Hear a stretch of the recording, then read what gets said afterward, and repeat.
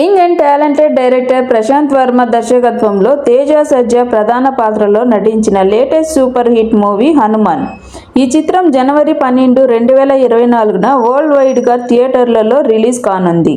ఈ crazy movie నుంచి release అయిన ప్రచార చిత్రాలకి ఇప్పటికే ప్రేక్షకుల నుండి సూపర్ రెస్పాన్స్ వచ్చింది. రిలీజ్ అయిన ట్రైలర్ సినిమాపై అంచనాలు పెంచేసింది. తాజాగా ఈ చిత్రం నుండి ఒక బిగ్ అప్డేట్ ను అందించారు మేకర్స్. ఈ చిత్రంలోని కీలక పాత్ర కోటికి మాస్ మహారాజా రవితేజ వాయిస్ ఓవర్ ఇవ్వనున్నారు. ఇది ఇంట్రెస్టింగ్ న్యూస్ అని చెప్పాలి.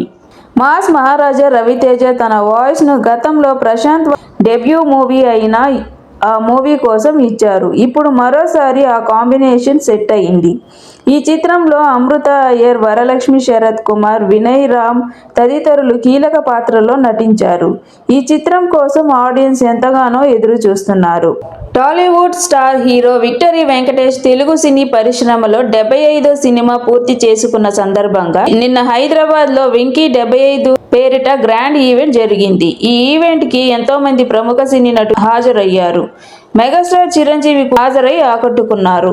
ఈ ఈవెంట్ లో విక్టరీ వెంకటేష్ పలు ఆసక్తికర వ్యాఖ్యలు చేశారు.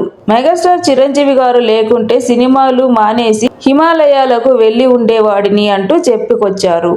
9 సంవత్సరాల తర్వాత విరామం నుండి తిరిగి వచ్చిన తరువాత ఖైదీ నంబర్ 150తో బ్లాక్ బస్టర్ అందించడం చూసి ఈ నటన కొనసాగించాలని తెలుసుకున్నాను అంటూ చెప్పుకొచ్చారు. వెంకీ మామ చేసిన ఈ కామెంట్స్ సోషల్ మీడియాలో వైరల్ అవుతున్నాయి. ఇక ఈ వీడియో నచ్చితే లైక్ చేయండి, షేర్ చేయండి, కామెంట్ చేయండి.